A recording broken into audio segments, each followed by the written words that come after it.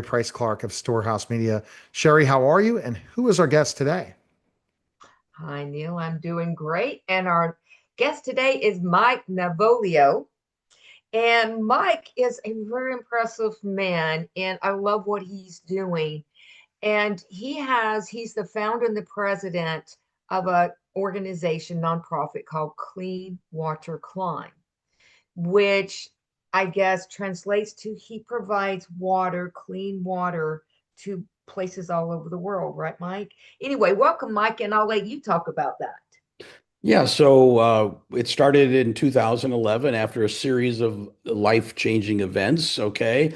And we climbed, 11 of us climbed Kilimanjaro in 2011 to raise money for water in Malawi. I had met previously an organization called Child Legacy. They were boots on the ground with a Malawian crew going out and fixing wells all over the country. And I was totally blown away by what they did and a moment that we had in a village with an opportunity to share the gospel, and the response was overwhelming. And I had no idea that there was that interest. And so, yeah, from there, we've climbed Kilimanjaro 20 times.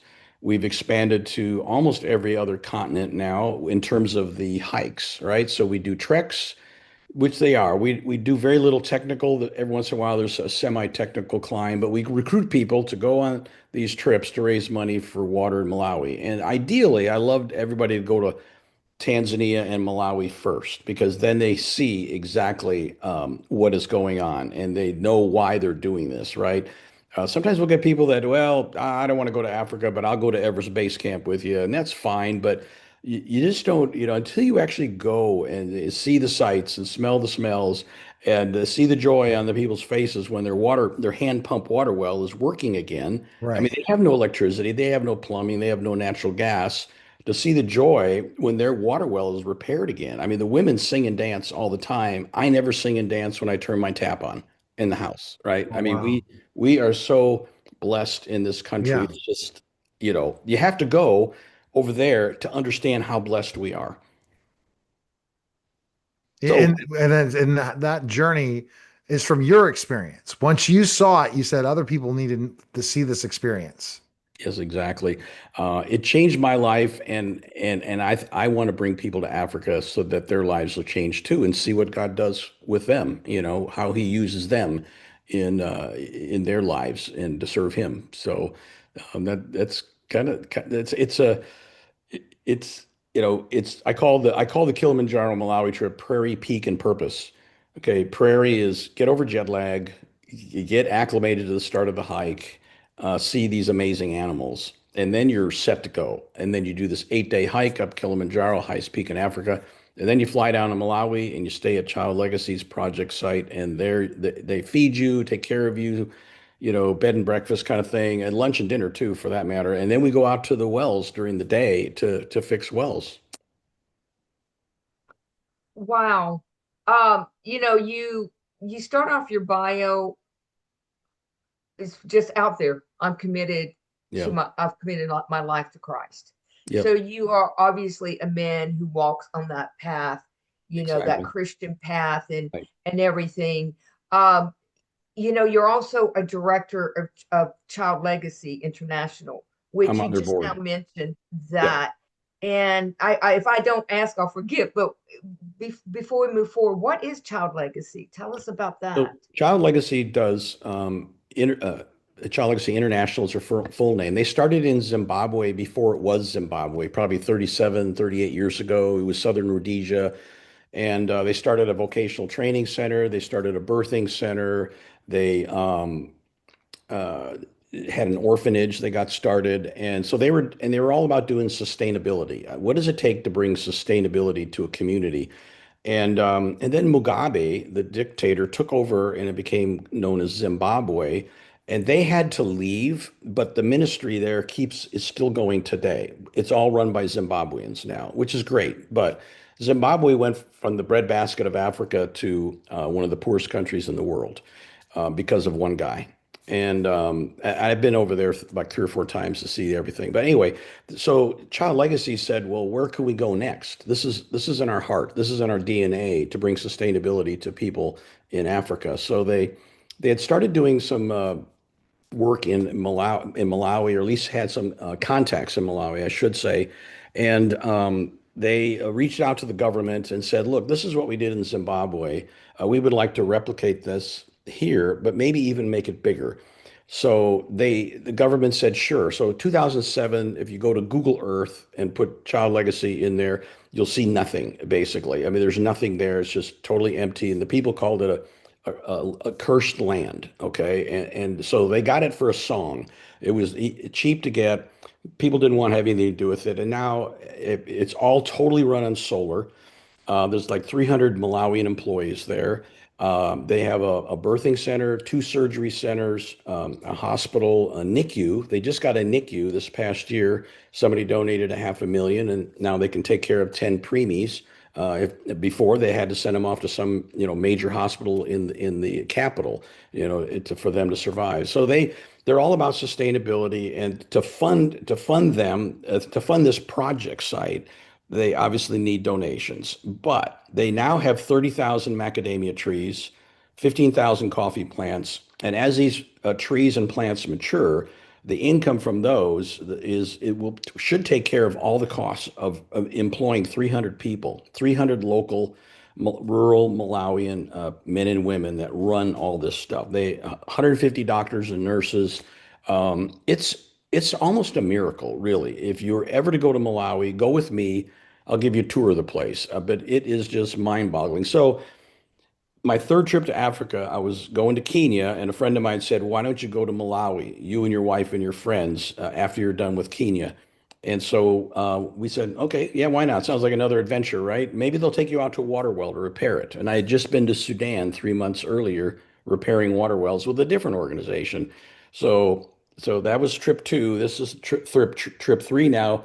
We go out, and sure enough, they pick us up at the airport, put us up in a hotel. This is 2009. They didn't have, guest houses yet like they do now. And so they took us out to a water well, and I shared a Bible story that I had to memorize for the Sudan trip.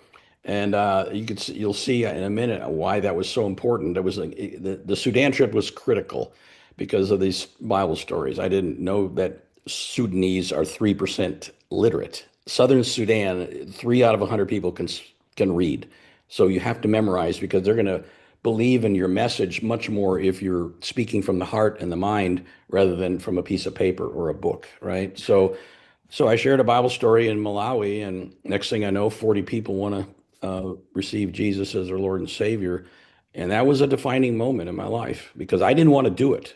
After I finished the story, God's Spirit's kind of speaking to my spirit, saying, you need to ask them if they want to be saved. And I go, no, no, no, I don't want to do that. Nobody's going to be interested. Blah blah. I was fearful.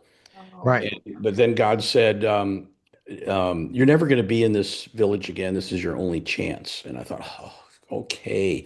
And so 40 people come up, all of them that were sitting on the ground listening to the story surround me, and we do a salvation prayer, a simple salvation prayer. And like I said, that was a critical moment. I've had many critical moments, but that was a very high on the list critical moment. And then I'll tell you what happened the next year. And that was, I took a bunch of people to Malawi because I couldn't stop talking about it. I told my CEO of my company, who became a big supporter and always pushed it this is an oil and gas company, and he's talking about it at employee Christmas parties and everything. But and so I got a group of people, there were like maybe 10 of us, and went to Malawi. On the way back, we flew through Nairobi to London to Houston. So we went from Malawi to Nairobi to London to Houston. A Brit sits next to me, and he said, "What were you doing in Africa?" And I told him about my 4 trips. I didn't tell you about the first one, but that's okay. We don't have a lot of time. But I said, "What were you doing in Africa?" And he said, "Me and 34 of my friends climbed Kilimanjaro to raise money for a charity in England." Ding, ding, ding, ding, ding. That set the wheels turning. I peppered him with all kinds of questions. How high is it? Oh, I could never do that. I had the worst headache on Mount Whitney 30 years ago. And then it was going to be all about me. I finally was convinced, yeah, maybe I should do this. We're talking. I'm going to be 60 next year. Maybe I can do it on my 60th birthday. Maybe somebody will go with me. And then I got home and I was doing a Bible study, and God spoke to me again and says, you're not going to do this for you. You're going to do this for me. So I moved it off my birthday, and we had our first annual clean water climb in 2011. And then since then, like starting in 2018, we started branching off into other continents. So we do a lot of stuff in South America. We do Everest Base Camp. We just did a China clean water climb. I didn't go on that one. I'm always looking for now people to, hey, they've done this. Now, can you be a leader and take people to this continent or that continent, all to raise money for the same thing for Wow. for clean water in Malawi, Africa. And so we've done Slovenia Alps, we've done part of the Appalachian Trail, Colorado 14ers, Everest Base Camp, China. What else? I know I'm missing something here. Several in South. We've done Machu Picchu, a couple of Patagonia trips, Ecuador. I'm going to be going to Ecuador in January. There's a mountain there that's 7 feet higher than Kilimanjaro, and so I want to do that. But again, it's all to raise money and awareness. Just Wow. making people aware. I mean, did you know that more people die from bad water every year than all wars put together? I want more people die from bad water than all natural disasters put together in any given year. But that never makes the news. Do you ever No, you ever hear that? No, because it's unfortunately it's just a small, one day by day, somebody's dying from bad water, and it just doesn't make the news. It's not. no. I hate to say this. It's just not interesting to a lot of people. It's not And it, spectacular. Well, everything is drama and not Yeah. providing those, but also not letting what know what's happening globally. Go ahead, Sherry. no, I'm sure that, those who die from it, it's just a horrible way to go, Yeah. you know. But looking at your information, getting people to go on these climbs with you, you ask questions. Where won't you go? What won't you do? What are you afraid of? Are you too comfortable? What's in front of you? Take a step of faith, trust Jesus, and allow me to help you leave your comfort zones behind you. I Yeah. guess that's what they're going to be doing. Yeah. And they're getting adventures. You're going to get them over fear of flying, fear of fundraising, fear of Africa, fear of African animals, fear of mountain trekking, fear of heights, fear of attitude sickness, and fear of sharing God's word from memory with strangers. Yeah. Like, wow. I mean, those are the things that I've had experience with people saying, well, I don't want to go because, oh, I'm never going to Africa. There's something about Africa and they saw a bad movie once or something about lions eating people. Who knows? It's always, so I can get people over almost every one of those comfort zone issues. And I actually heard a talk once, and it was 2017, this African doctor. She was speaking at a conference and she had left her very good practice in the capital, Lusaka of Zambia, and decided she just felt led by God to go out to the rural setting and help people out there. And everybody told her she was crazy, but she did it, and it was so rewarding. And she said, "You'll never know your true potential unless you leave your comfort zone." I thought Yeah. that is just one powerful thing. I mean, it's just been, you definitely like sharing Christ in that village was leaving my comfort zone. You really Wow. had something that, and Sherry, that he was able to do where he has found something. But again, getting to climb these mountains is another part of so lead us in more the clean water phase of it. Yes, they're going to go and climb mountains, but now tell me about the clean water.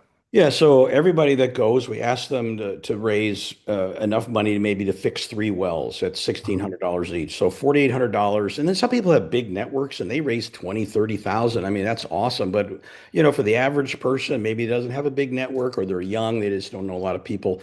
We try not to but, we're not going to charge their credit card if they don't make their goal. There's always somebody that does better than their goal, right? So it always evens out well. So the money that we collect then, and Clean Water Climb Inc. is now its own 501(c)(3), and that's a whole nother story because when I started it in 2011, it was under the umbrella of Child Legacy, and then in 2023, after talking to my pastor a number of times, saying when he said, "You Mike, if this thing's going to go on for generations, you need to form a 501(c)(3) where you have a board, and something happens to you, then it keeps going, right?" So Child Legacy, the $1,600 goes to repair a well, and that's an average price, right? Sometimes it's a lot cheaper, sometimes it's maybe more expensive, but these are wells. There's thousands of wells broken in Malawi. As probably well other countries too, in poor rural settings.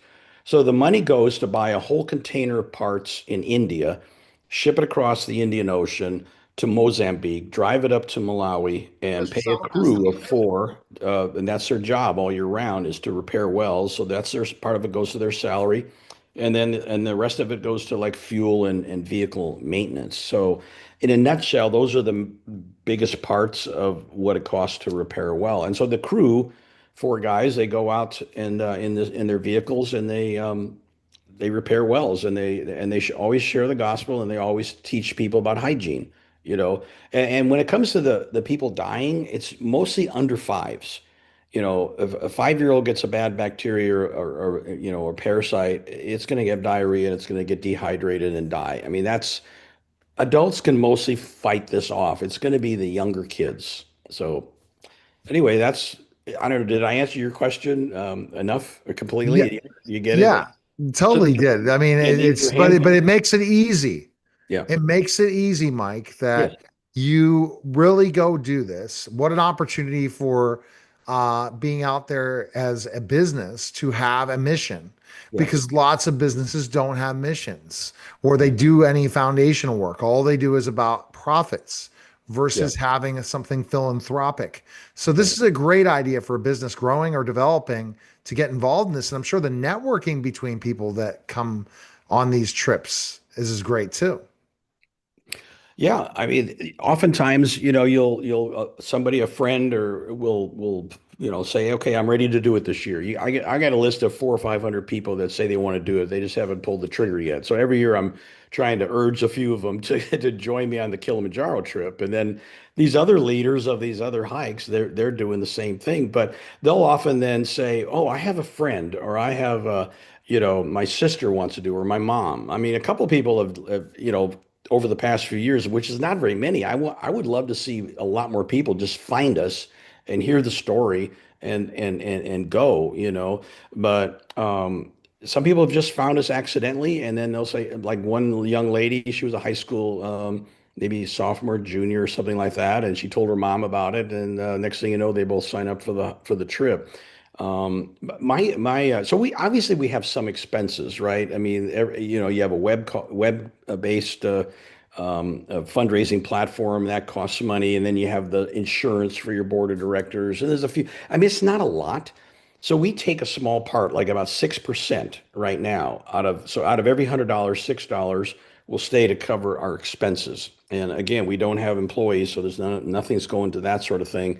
But my dream is for a corporation or two to come alongside and make a sizable donation that would cover all of our expenses.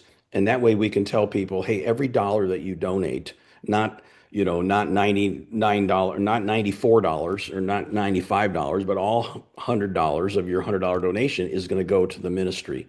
So that would be the way to get that message out. And then, I'd love to have some of those people go. And then they really get sold on it. And maybe that's the right order of where you grab somebody from a major corporation that's willing to go on the trip, and then he goes back and sells it to his management. But I tell you, our CEO at Southwestern Energy, I worked for Southwestern Energy. It was my fifth oil and gas company. That's a whole other part of the story, being laid off 3 times on the West Coast and twice in Bakersfield and once in Alaska. If I hadn't been laid off any one of those times, I wouldn't have come to Texas, and I wouldn't have so I would have probably never gone to Africa, and I would have never heard of Child Legacy, would have never met the guy in the plane that climbed Kilimanjaro. I mean, it's just unbelievable how this stuff happens. And part of the reason I was laid off is I had some severe pain in my shoulder, and I went through 4 surgeries, and I went through depression because nothing was solving it, and then finally they discovered I had a pinched nerve in my neck. And if that it, and so two things out of that. Sometimes if somebody's saying, "Man, my arm hurts," I said, well, "Make sure you have your neck checked," And then the other thing was, uh, even though I had all that pain, it led to something good. You have to look at, okay, I look back on my life and I say, if I hadn't been laid off any one of those times, I would have never come here, would have never gone to Kenya with that first trip in 2007 with the church and seen the problem with water. I mean, that was how it all started. And again, there's a verse in scripture. I don't know what your guys' belief systems are, but it says, all things work together for good for those who love God and are called according to his purpose. So all things means even something bad or painful can lead to something good Right. if we're in his care, right? Right. If we trust Every him. so all circumstances lead. There's always fruit in every Yeah. circumstance. So Yeah. Yeah. and it leads to fruit. So you have to just kind of look at everything in that way, and that's great perspective, Mike, for Mhm. sure. Good, Sherry. Did I? Absolutely. And I love the way you bring in your faith into all of this as well. I'm a Christian, so I love it. I love listening to that language. I love listening to people, be passionate and how you have like literally let this lead your life. Well, So I'll just say I cannot not give God the credit. I really feel he's led me on this journey. Obviously some small steps of faith, but and sometimes you just have to, but where does faith even come from? I mean, in Ephesians book, Paul says even faith comes from God. I mean, he gives us the faith then to go do it. So I got to give him all the credit. I can't ever take any credit myself for this. I just love Amen. it. And when you're doing what you feel God's called you to do, it's so energetic. It just energizes me to no end. Please come with me to Africa. I want you to see this. I want your life to be changed. It's It's humbling. It's humbling yeah, it when he is has very, when very small. yeah, when he has you do something like that. Yeah. Yeah. So right now it's like you would love to get some donations, sponsorship, partners, right? Yep, absolutely. How's the best way somebody can find you and talk to you about all of this or get a hold of Well, we have our main website, which is cleanwaterclimb.org. And then we use Classy as our fundraising platform. And I think if you go to cleanwaterclimb.org and hit the button donate, then you can find a fundraiser. There'll be several fundraisers listed there and teams, like there'll be a China team is out there right now. Slovenia Alps team is out there right now. They've already done their events, but people can still donate. Now, if they want to donate to Mike Navolio, they just go to multiple mountains because I usually do more than one trip a year, and you'll find Mike Navolio and they can donate there. But there's also a partners page. So they need to search around for it, but there's a partners page. So if they wanted to be like, okay, I want my logo on top of Kilimanjaro. So that's the thing. We take a big banner every year with all the community partners. And we have businesses, churches, I mean, the whole 9 yards of people. Even politicians have given us money. And so so we'll take a bite. Like this year, I think we had 18 sponsors, and they all tend to be like in the $1,000 range, but every once in a while you get maybe five, or maybe once in a while you get a little bit more, sometimes a few less. But we ask people that maybe starting point 1,000, but I'm not beggars can't be choosers. So if somebody says 500, that's fine. Okay, I'll let you let you come in. But and then we get everybody's logos obviously for that big banner, but then we take separate banners, that we all sign our names saying thank you, and they'll have just the logo of that one organization. And so when we do and that's I should say this, for people that are actually thinking about the hike, we go with a guide company. I go with the best guide company in Tanzania, most experienced. We've used them every year for all 20 of our hikes on Kilimanjaro. And you don't carry very much. They have porters that carry like your sleeping bag and all your extra clothes and stuff like that. You just carry your water for the day. And this is kind of an interesting twist on the whole thing, because when we're going up Kilimanjaro, they're going to collect our water and sterilize it and purify it so that we have good, clean water to drink. And then just a few days later, we're down in Malawi bringing clean water to the folks there. And so we're being served on the mountain, kind of like we serve them in Malawi. So it's a kind of a parallel there. It's very humbling to have them do all that for us on Kilimanjaro. So you don't carry much. You don't carry much at all. They make it as easy peasy lemon squeezy as possible, as they like to say. And they say that a lot. And they also say Hakuna Matata a lot. Don't worry, don't worry. And we stop, take breaks, drink water, drink water. They're always telling you to drink water. And so they make it easy. I just want to make sure I got that in there because people might say, oh, I can never do Kilimanjaro. Oh, yes, you can. All right. Well, fantastic. Best place again, Mike. People can connect with you. Yeah. Clean. Well, let's see. They could just go directly to Mike at cleanwaterclimb.org. That's my email address. That would be probably the best. That'd be the easiest, fastest way to get to me. Mike at cleanwaterclimb.org. And then if they want to go to the website and just kind of explore around, there's lots of videos out there and maps and stuff like that. Then it's cleanwaterclimb.org. All right. And go to storehousemediagroup.com to schedule a call with Sherrie today. Appreciate it, guys. Thanks again. That was a special simulcast. Neil